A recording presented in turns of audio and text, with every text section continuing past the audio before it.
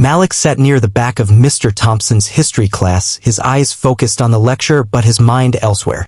The day had started like any other, the fluorescent lights overhead flickering ever so slightly as the hum of the classroom echoed around him.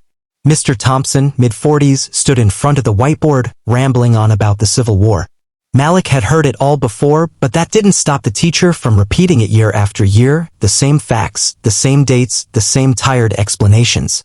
It was the usual routine. Mr. Thompson would go on and Malik would be the silent observer, unseen, unnoticed. Not that Malik minded, he'd been used to it. He had learned early in life that silence was safer. But this class was different. Malik felt a sense of restlessness in his gut, an itch that had been growing for weeks, ever since the first day of the semester when Mr. Thompson had made an offhand comment about the lack of ambition in the modern black student. Today was no exception. Mr. Thompson had just made another sweeping statement about how America was a land built by true patriots and how the sacrifices made during the Civil War were often overlooked by the new generation of ungrateful youths. Malik had heard enough. His fingers tightened around the edges of his notebook, his pencil tapping nervously against the paper. He had to say something. Mr. Thompson, with all due respect, Malik began, his voice steady but with a hint of frustration that even he hadn't realized was there. You're oversimplifying the complexities of the Civil War. It wasn't just about patriotism, it was about slavery, about human rights. The room went silent. Mr. Thompson's eyes snapped to Malik as if he had been caught off guard. The class seemed to hold its breath, waiting for a response. Malik's heart pounded. He knew this was a risky move. Mr. Thompson had a way of turning everything into a personal attack when things didn't go his way, especially when it came to race. But he couldn't hold it in any longer. This wasn't just about history, it was about something deeper, something that had been building for a long time. Mr. Thompson smiled thinly, but it wasn't the kind of smile that made anyone feel at ease. Malik, I appreciate your enthusiasm, but perhaps you should let the grown-ups handle this one. Some things are better left in the past, don't you think? There it was again, that subtle, dismissive tone. Malik's jaw clenched. He could feel the sting of Mr. Thompson's words, but he refused to back down. That's just it, Malik said, his voice louder now. You keep treating history as something distant, as if it's not relevant to today. It's part of who we are. It affects everything. You can't just ignore it. The teacher's eyes narrowed and he shifted his weight, clearly irritated. I didn't realize you were a historian, Malik. Maybe you should save your opinions for after school. He paused, letting his words hang in the air. Class, let's move on. But Malik wasn't ready to move on. This wasn't a lesson anymore, it was personal. He'd seen this before, seen how Mr. Thompson would smile at the white students, let them speak freely, while Malik and a few other students of color were given less time, less attention, even when they had valid points. It was subtle, but it was there. He wasn't going to let it slide today. I'm not a historian, Malik retorted, his frustration turning into anger, but he kept his voice controlled. But I know when something's wrong. Mr. Thompson's face darkened. Enough, Malik. You're out of line. The bell rang, signaling the end of the period. Students began to pack their things, a few casting curious glances at Malik, but he was still standing. He didn't know if he was standing for something bigger than the argument or just for himself, but he wasn't backing down. As the last student filed out of the room, Mr. Thompson approached him, his expression no longer masked by a smile. You've got some nerve, Malik, he said, his voice low. I've been teaching this class for years and I won't have a student come in here and try to disrupt everything just because you think you know better. I wasn't trying to disrupt anything, Malik replied. I was just saying what needed to be said. You'll learn some respect, Mr. Thompson spat, his words sharp. I don't know what it is with some of you kids. You don't respect authority. You don't respect your elders. Maybe you should think about that next time before you speak out of turn. Malik's pulse quickened, but he bit back his retort. He had learned long ago that arguing in these moments only gave people like Mr. Thompson more fuel to burn. He grabbed his bag, slinging it over his shoulder and heading for the door. Before he could leave, Mr. Thompson's voice called out after him. I'll be reporting this behavior to the principal. Don't think you'll get away with it. Malik's hand froze on the door handle, but he didn't turn around. Instead, he stepped out of the classroom feeling a mix of anger and something else, a kind of resolve he hadn't felt before. This wasn't just about him or the argument. It was about something deeper, something that had been festering for years. He had learned that speaking out, especially as a black student in a predominantly white school, came with consequences. Teachers didn't always take kindly to students who challenged the status quo, especially when they felt threatened by that student's intelligence or their potential to expose the truth. Malik wasn't sure what would happen next. He didn't know if Mr. Thompson would follow through on his threat to report him, but he also knew one thing. He wasn't going to let the teacher get away with belittling him or others like him. It wasn't just about school anymore. It was about respect. And Malik was determined to make sure he got it. As he walked down the hallway, his thoughts were racing. He wasn't just a student in a classroom, he was a voice, and maybe, just maybe, that voice was strong enough to make a difference. But how far would he have to go to make it heard? The following days dragged on, each one mirroring the last. The same dismissal from Mr. Thompson, the same exclusion. Malik sat in class, feeling the weight of each ignored comment. Each subtle cut from a teacher who seemed determined to belittle him at every turn. But it wasn't just Mr. Thompson. It was the way the other students hesitated to speak up, as if they were afraid to take sides. Malik had learned to keep his voice down, to shrink into the background, just to avoid drawing attention to himself. But that day something snapped. Mr. Thompson was deep into another lecture about Reconstruction.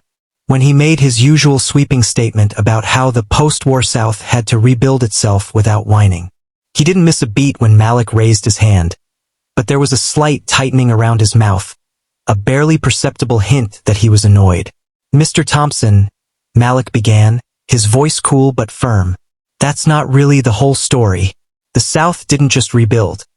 They used black labor to fuel their economy, while people like my great-grandparents were working for nothing. For a moment, the room went completely still. The murmurs of students packing their bags for lunch, the sound of shifting chairs. Everything seemed to pause as the class waited for Mr. Thompson's response. His smile was tight, as if trying to mask his discomfort. I'm sure your family history is important to you, Malik, but this is a history class, not a therapy session. The facts speak for themselves. Malik's pulse quickened. He wasn't about to back down again, not this time. His great-grandparents had worked the fields, their hands worn down by years of grueling labor. And Mr. Thompson, dismissing it so easily, wasn't going to get away with it. No, it's not just about the facts, Malik said, his voice gaining strength. It's about what people do with those facts. The South didn't just rebuild. They built their wealth off the backs of black people. And that's something that's still felt today. The same systems that exploited people like my great-grandparents still exist. Mr. Thompson's eyes narrowed. Malik, this isn't the place for your personal interpretations of history. Maybe you should save that for a debate club or something. Malik could feel his face flush with anger, the words coming out of his mouth before he could stop them. You can't just erase the real story, Mr. Thompson. I'm not the one making it personal. You are. I'm just telling you the truth. The room shifted. Malik's classmates exchanged uneasy glances, and the tension was palpable. A few of the braver ones looked over at Mr. Thompson, sensing that something was about to break. The teacher's jaw was clenched, and his knuckles whitened around the chalk in his hand. I said that's enough, Malik. Mr. Thompson's voice dropped to a low growl, the facade of professionalism slipping away. You can either listen to the lesson or leave. Malik didn't hesitate. He stood up. Maybe I should leave, he shot back, his voice strong. He didn't care anymore. The anger he had bottled up for weeks erupted in a flash, and for the first time he wasn't going to hold back. Mr. Thompson's expression was a mixture of disbelief and disdain. You'll regret this, he said, but Malik didn't even flinch. He turned and walked out of the classroom, the eyes of his classmates boring into his back. As the door slammed shut behind him, Malik's heartbeat raced. He didn't know where he was going, he just needed to get away from the stifling walls of that classroom, away from the suffocating weight of Mr. Thompson's judgment. He didn't care about the repercussions anymore. He had finally spoken his truth, and for the first time it felt right. The hallways were quieter than usual, and Malik moved quickly, his footsteps echoing in the empty space. He wasn't sure where he was going, but he needed air. He needed space to breathe. He found a spot by the back exit, the cold breeze on his face a sharp contrast to the stuffy atmosphere inside. For a moment he let himself calm down, closing his eyes and trying to shake off the knot in his chest. He had been pushed to the limit, and now he wasn't sure what would happen next. Would he be suspended? Would the school call his mom? He didn't care. For the first time in a long while, he felt like he had taken control of the situation. His phone buzzed in his pocket. Malik pulled it out and saw a message from Sarah. Are you okay? He stared at the screen for a second, then quickly typed back, yeah, I'm good. Just needed a break from that class. The reply came almost immediately. You didn't back down, huh? That was brave. But be careful. Mr. Thompson doesn't take well to being challenged. Malik couldn't help but smile a little at that. Sarah had been one of the few who had seen the way Mr. Thompson treated him. She'd overheard the remarks about his lack of ambition earlier in the semester but hadn't said much at the time.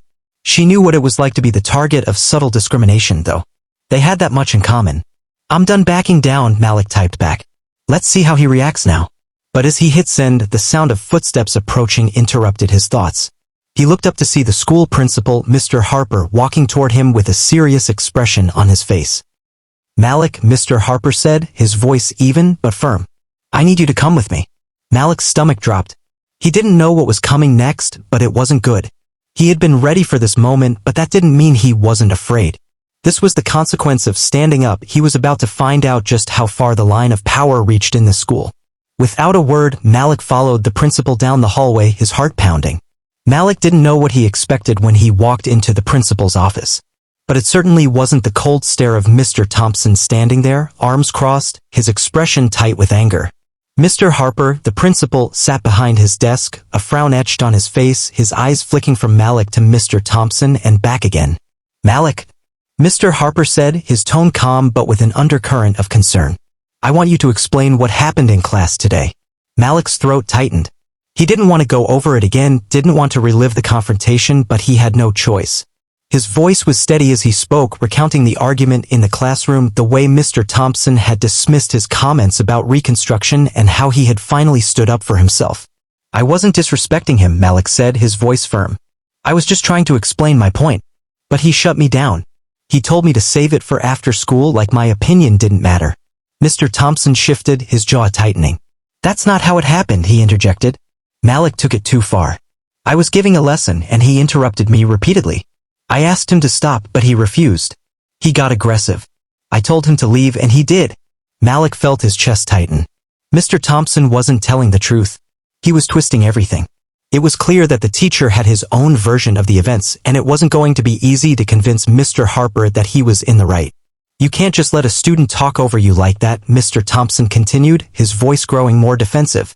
I've been teaching for over 20 years. This is a classroom, not a debate club. I've had enough of Malik's attitude. He's always pushing boundaries, always challenging my authority. This isn't the first time. Malik's heart sank. Mr. Thompson was laying it on thick, painting him as a troublemaker. He knew the teacher had been waiting for an excuse to turn this around, and now he had one. The thought of what Mr. Thompson might say to the rest of the staff. How he might manipulate this to make Malik look like the problem, it was terrifying. Mr. Harper leaned back in his chair, his gaze lingering on Malik for a moment before he spoke. Malik, I understand your frustration. But we can't have disruptions in the classroom. We have to follow the rules. He turned to Mr. Thompson. I'll handle this. Thank you, Mr. Thompson. You can go. Mr. Thompson nodded, but his eyes didn't leave Malik. There was a certain smugness there, as if he had already won. As if he knew the outcome of this meeting before it had even begun. The door clicked shut behind him, and Mr. Harper turned his attention back to Malik, his tone now softer but no less serious. Malik, I'm going to have to report this. You've created a disturbance, and we need to address this behavior. I can't ignore it just because I know you're frustrated. He paused, watching Malik closely. You're a good student, but this kind of attitude doesn't help anyone. Malik's stomach churned. He had anticipated something like this. He had known that standing up to Mr. Thompson would bring consequences, but hearing it from Mr. Harper made it feel real. It wasn't just a small issue now. He was being labeled as someone who disrupted the class, as someone who couldn't control his emotions. He wasn't sure if he could handle that kind of label. I understand, Malik said, his voice low, his hands clenched at his sides. But he's been treating me like this for weeks. It's not just today. It's everything.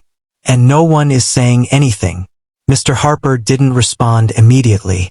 Instead, he looked at Malik for a long moment, his eyes searching. Finally, he spoke, his voice softer than before. I know things have been tough. We've received complaints about Mr. Thompson's teaching methods, about his attitude towards certain students. But Malik, you can't let frustration drive you to disrespect your teachers. You have to find a way to work within the system. Malik nodded. But inside, he felt like his world was collapsing. What was he supposed to do? How could he make anyone understand? This wasn't about disrespect. This was about being seen, about being heard. Mr. Thompson had never truly seen him, had never truly listened. And no one was stepping in to stop it. Look, Mr. Harper continued.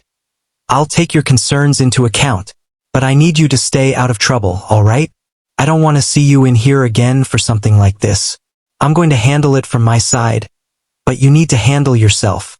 Malik felt a flicker of anger, but he swallowed it. What good would it do? He knew how this worked, how the system would protect the teacher, the person in power, and let the student figure it out on their own. Okay, Malik said, the words tasting bitter on his tongue. Mr. Harper looked at him one last time before standing up. I'm going to make sure this is dealt with properly, Malik. You can go back to class. And think about what we talked about. Malik stood, his heart heavy. He walked out of the office without saying another word, his mind racing. What was he supposed to do now? He didn't want to go back to class, not with Mr. Thompson, not after everything that had happened. But he had no choice. He wasn't going to give up. Not yet. But something deep inside him told him that this was only the beginning.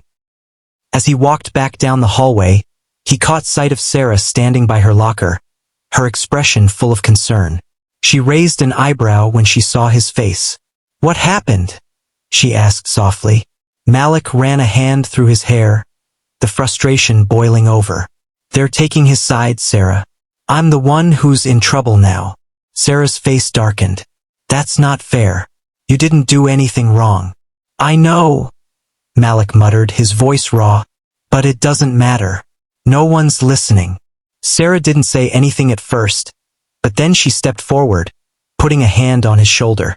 You've got to keep fighting. Don't let him win. You're right and he's wrong. Malik met her eyes, her words sinking in. Maybe it didn't matter if the school didn't listen. He would find another way to make them hear him. The days after Malik's confrontation with Mr. Thompson felt like they stretched on forever. The tension at school had only grown thicker. Mr. Thompson's glares became colder, his comments more biting, and Malik could feel the eyes of his classmates on him, waiting to see how this would play out. No one spoke up for him, not the teachers, not the students. Everyone seemed content to sit back and watch him face the consequences of his defiance. But that afternoon, everything changed. Malik was sitting at his usual spot in the cafeteria, his eyes glued to his phone. His fingers scrolled through social media absent-mindedly as his mind raced with the events of the day. He was tired, frustrated, and honestly, a little lost. As he mindlessly checked his messages, a notification popped up from Sarah. I just found out something about your family, and you might want to hear this. Malik frowned and opened the message. What are you talking about? Sarah's response was quick. I had no idea this was a thing, but your uncle, Malik, your uncle is the mayor. The actual mayor. The one in charge of this city. Malik blinked, staring at the message as if it had come from a different universe. He read it again, his heart beginning to race. His uncle? The mayor? It didn't make sense. Malik's family wasn't involved in politics, at least not in any way he'd ever heard about. After a long pause, Malik typed back, What do you mean? I think you've got the wrong person. Sarah's reply came almost immediately. No, seriously. Your mom's brother, the one who moved away a few years ago? He's the mayor. And no one ever talks about it. Malik's pulse quickened. He had to be mistaken. He knew his Uncle Aaron. He was a quiet, reserved man who had always kept to himself. But the mayor? That wasn't possible. It didn't fit. His uncle had never mentioned it. His family had never mentioned it. If this was true, it could explain why Malik had never been told about it. But why keep it a secret? Why was it so important that no one had ever shared this with him? Malik quickly picked up the phone and dialed his mom's number. She picked up on the first ring. Hey, Malik, what's going on? Her voice sounded calm, but Malik could sense a faint hesitation as if she knew something was coming. Mom, he said, trying to keep his voice steady, is Uncle Aaron really the mayor? Is that true? There was a long pause on the other end and Malik could almost hear her debating whether to answer him or not. Finally, her voice returned quieter this time. Malik, you don't know about this? She asked, her tone mixed with disbelief and regret. Yes. He is the mayor. But this is not something we ever talk about. Why? Malik's voice was thick with confusion. Why hasn't anyone said anything? Why didn't you tell me? His mom sighed deeply. It's complicated, Malik. It's not something that's been easy to explain. Your uncle wanted to keep his political life separate from our family. He didn't want anyone using it against you or making assumptions about you. It's been a private decision. But yes, Aaron is the mayor. Malik felt a lump form in his throat. He had never imagined his family could be tied to something so powerful, something that could change everything. His mind raced as he tried to process it all. Why didn't you tell me? Malik asked again, his voice tight. You've always kept this from me. Why now? Because it's not something you need to use, Malik, his mom responded, her voice heavy. Aaron didn't want anyone to treat him differently because of his position, and he didn't want you to either. We've kept this quiet to avoid the kind of attention it might bring. Attention? Malik echoed, trying to make sense of the words. Why would it bring attention? He's the mayor, Mom. Why would this be a secret? People might treat you differently, Malik, she said softly. They might think you've got special treatment or that you're trying to use him for your own gain. We've always wanted you to make your way based on who you are, not on who your family is. That's why it's been kept quiet. Malik was silent for a moment, the weight of her words sinking in. The mayor. His uncle. It was too much to take in all at once. His mind flickered back to the way Mr. Thompson had treated him, the way he dismissed him and belittled him in front of the class. Could this connection give him some leverage? Could he use this to force a change? But was it right to even think that way? His mom had made it clear that his uncle's position wasn't something to flaunt. But in that moment, all Malik could think about was how he could stop being invisible, how he could finally be seen, not just as another student, but as someone who deserved respect. Malik, his mom continued, don't let this go to your head. This isn't about using people. It's about you finding your own voice, standing up for yourself without needing to rely on anyone else. Your uncle made his choice. We're not asking for any special treatment. Malik's mind was whirling. He didn't know what to do with this information yet, but it felt like it could change everything.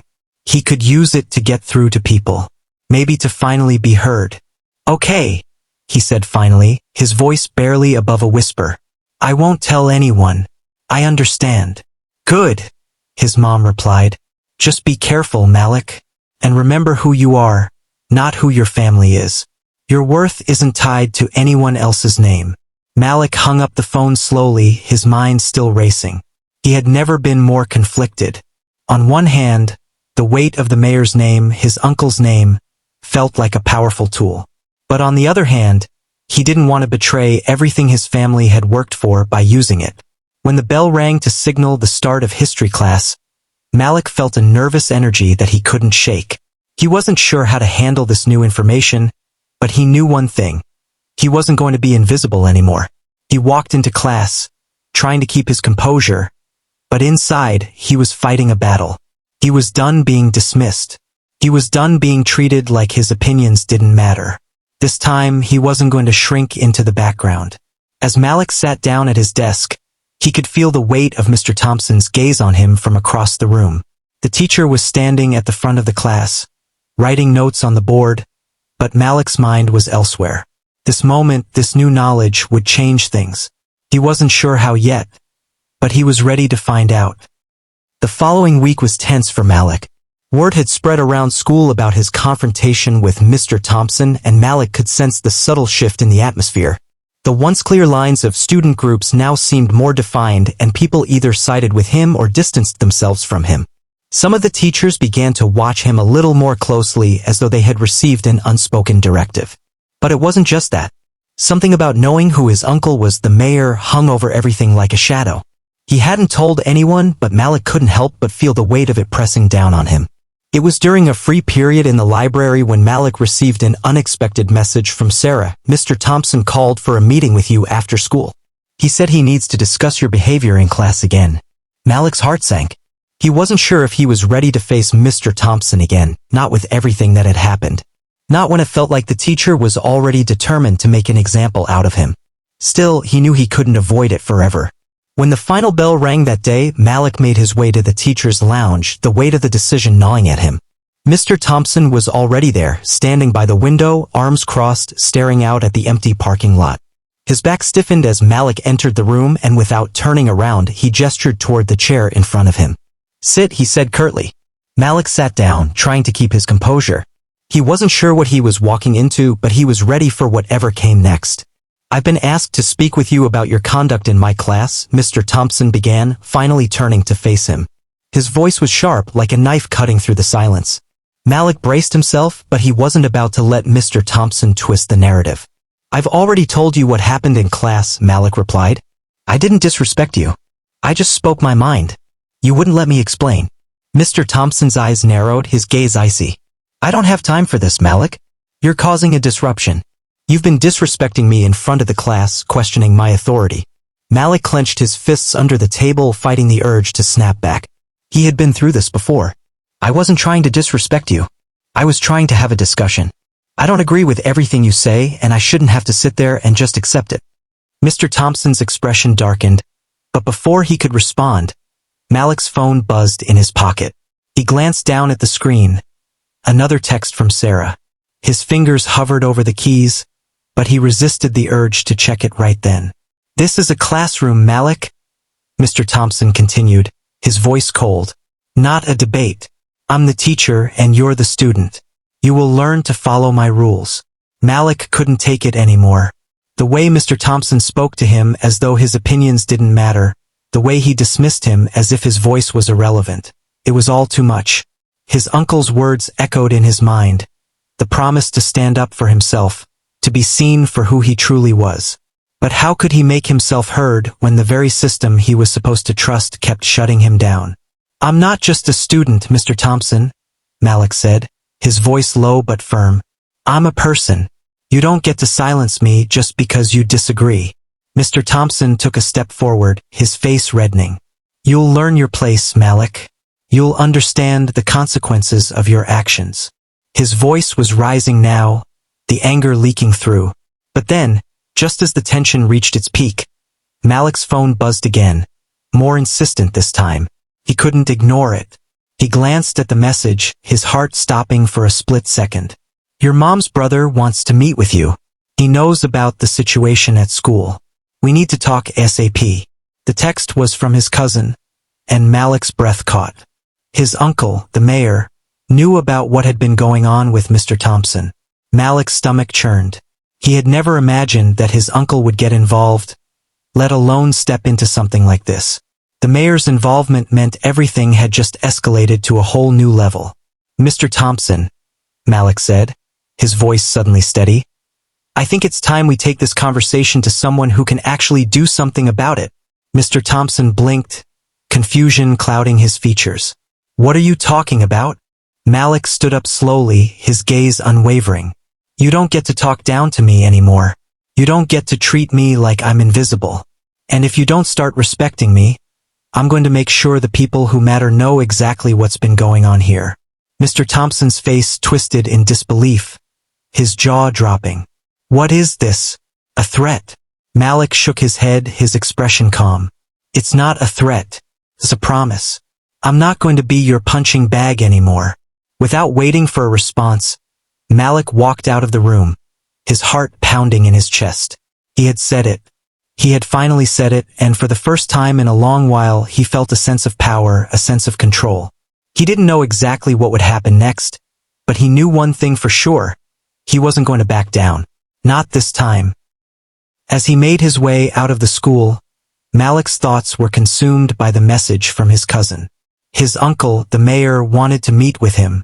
He didn't know why or how his uncle had found out, but it didn't matter. His entire life had just changed in an instant. This wasn't just about a school fight anymore. This was about something much bigger. The battle Malik had been fighting, the one that had felt like a lonely struggle, was suddenly not so isolated. And he knew that with his uncle's name behind him, things were about to get much, much more interesting. The following morning, Malik couldn't shake the feeling that something big was coming. The conversation with Mr. Thompson had unsettled him in ways he hadn't anticipated. For the first time, he felt like he had pushed the boundaries beyond the classroom. But what really consumed his thoughts was the message from his cousin. His uncle, the mayor, wanted to meet. Malik wasn't sure what to expect, but he knew one thing. Nothing would be the same after today. After school, Malik's cousin, Jordan, sent him a final confirmation text. "He's ready to see you. Be there by 5. Malik stared at the message for a moment. He had known the mayor's office was impressive, but the thought of entering those doors now felt like stepping into an entirely new world. A world where his family's name carried weight, where his voice might actually matter. At 5 p.m., Malik arrived at the mayor's office, his heart pounding in his chest. The building was sleek and modern, its glass exterior reflecting the setting sun. As he walked through the grand lobby, he couldn't help but notice how people in suits moved around him with a kind of efficiency that made him feel out of place. Felt surreal. This was the kind of place where decisions were made that impacted thousands, not the hallways of a high school or the corners of a classroom. Jordan greeted him in the lobby and led him to a private office at the back of the building. The mayor's office was vast, with floor-to-ceiling windows offering a panoramic view of the city. Malik's uncle, Mayor Aaron Thomas, was standing near the window, his posture commanding but calm. He turned as Malik entered, his face breaking into a slight but genuine smile. "Malik," he said, his voice smooth. "It's good to finally see you. Come on in." Malik stepped forward, unsure of what to say. His uncle looked just like he remembered from family gatherings. Well-groomed, sharp, composed, but there was something different now. There was power in the way he carried himself, something that Malik hadn't fully understood until this very moment. "Have a seat," Mayor Thomas said, gesturing to a chair across from him. "I hear there's been some trouble at school." Malik sat, his nerves suddenly catching up with him. He wasn't sure how to begin. The words he had practiced in his mind felt suddenly too small, too insignificant. "Yeah," Malik started, his voice steadier than he expected. "I've been having issues with a teacher, Mr. Thompson. He's been treating me like I don't belong there, like my opinions don't matter." The mayor nodded, his expression serious but not unkind. "I've been informed about the situation. I want you to know that I understand how frustrating it can be. You've been going through something difficult, but it's not just about one teacher, Malik. This is bigger than that.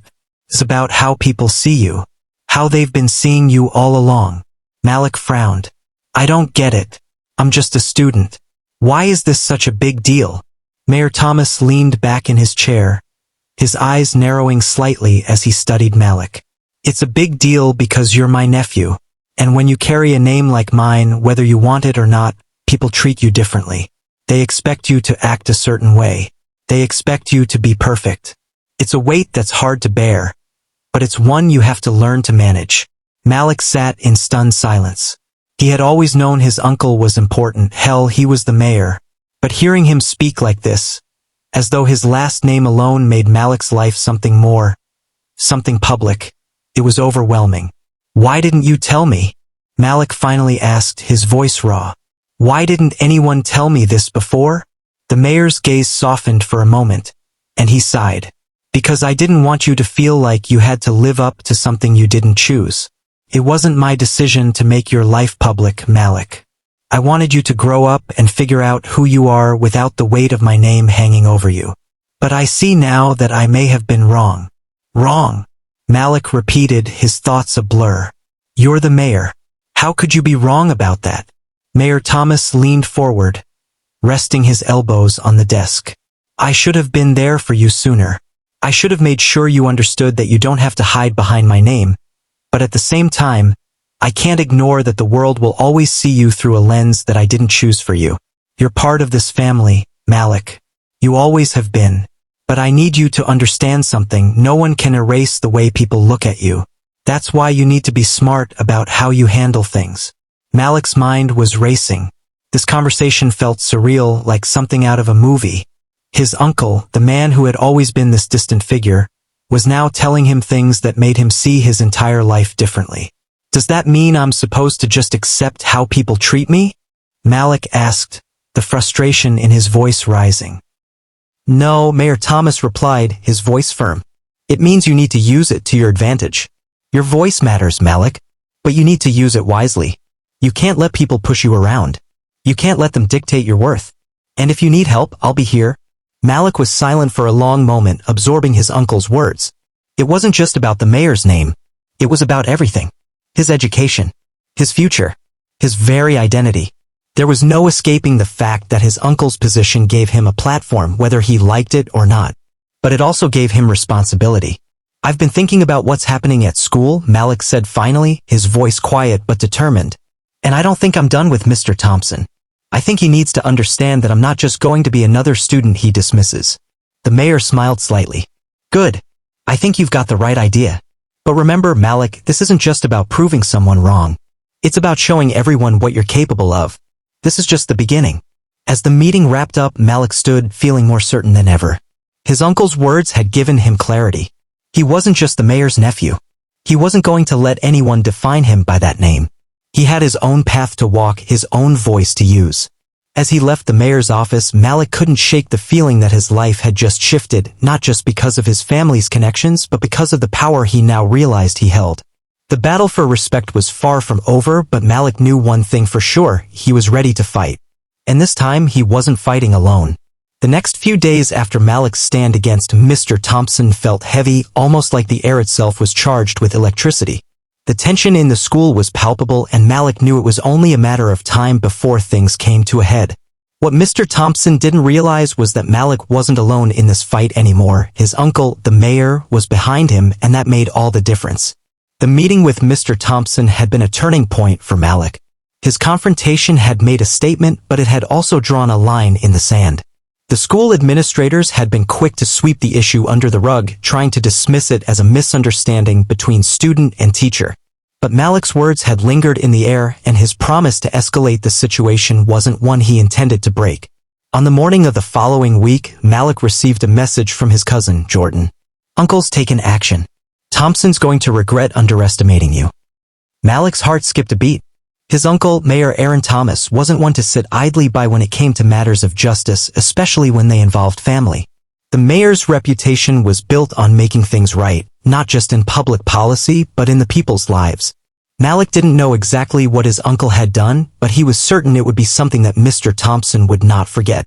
That afternoon, Malik was called to the principal's office once again. He had expected this, but what he hadn't anticipated was the room full of people waiting for him: the principal, the vice principal, a few teachers, and Mr. Thompson himself, standing near the window, looking unusually tense. "Malik, come in. Please, sit down," the principal said, gesturing to the seat across from him. "We have some matters to discuss." Malik sat down slowly, glancing over at Mr. Thompson, who refused to make eye contact. It was clear that something was different today, but Malik wasn't going to let the gravity of the moment intimidate him. He'd come too far to back down now. The principal cleared his throat. "We've received a statement from your uncle, Mayor Thomas, regarding your situation with Mr. Thompson. We've taken his concerns very seriously, and we've reviewed everything thoroughly." Malik's chest tightened. He wasn't sure what to expect next, but he could feel that this wasn't going to be a simple meeting. The principal continued, "After careful consideration and discussions with the district, it has been decided that Mr. Thompson will be placed on administrative leave, effective immediately. The decision comes as a result of several formal complaints regarding his treatment of students, including the recent incident with you. Additionally, an independent review of his teaching methods and conduct will be conducted." The room was silent. Mr. Thompson's face went pale, his eyes darting around the room, but he didn't speak. Malik felt a sense of power building in him, but he kept his expression calm, his eyes fixed on the principal. That's not all," the principal added, looking at the vice principal as if for confirmation. "Given the severity of the situation, we're also initiating sensitivity and professionalism training for all faculty members. This is not just about one teacher, but about ensuring a healthy, respectful environment for all students." Malik looked at Mr. Thompson then, and for the first time he saw the teacher's discomfort. Mr. Thompson's arrogance had been stripped away in an instant, replaced by the fear of facing the consequences of his actions. He had never imagined that someone would actually stand up to him, let alone have the resources and power to make things change. "Is there anything you'd like to say, Mr. Thompson?" the principal asked, his voice cold. Mr. Thompson swallowed hard but said nothing. The weight of the room pressed down on him. Malik's voice was calm but firm. "I think we all know what just happened. I didn't want it to go this far, but I had to make sure that no one else went through what I did. No one else should have to sit in class and be treated like they don't matter. The principal nodded in approval. This is exactly why we're making these changes. This situation should never have escalated, but we are committed to doing better moving forward. As the meeting ended, Malik stood up to leave, feeling a sense of quiet triumph.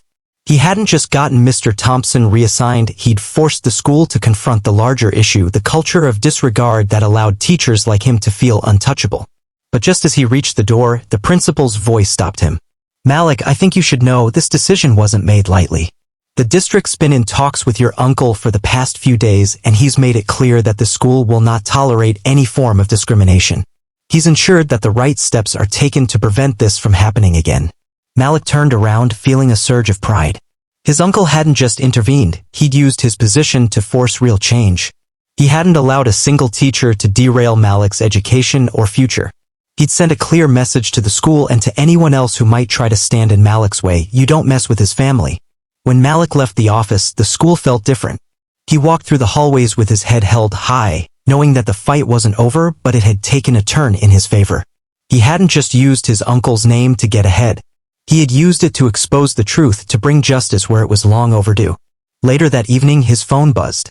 It was a message from Jordan. Uncle's got Thompson on a list for the next big press conference. Public accountability is going to be harsh. You won't have to worry about him again. Malik let out a breath he didn't realize he had been holding. His uncle's actions spoke louder than words ever could. Mr. Thompson would pay for his actions, and not just in the confines of the school. The mayor was making sure the public knew exactly what kind of teacher they had in their midst. Malik smiled to himself. He had fought for his voice, for his dignity, and in the end, it wasn't just his fight. It was a fight that would resonate far beyond the classroom. It was a fight for fairness. A fight for respect. As Malik walked out into the evening air, he couldn't help but wonder, what if every time someone tried to silence us, we had the power to bring the world down on them? What if standing up for what's right always came with real consequences? The question lingers: if you had the power to make someone regret ever crossing you, would you use it to change their life for good? Would you fight for everyone, not just yourself? Leave a comment below and tell us. If the power was in your hands, how far would you go to make sure no one ever took you for granted again?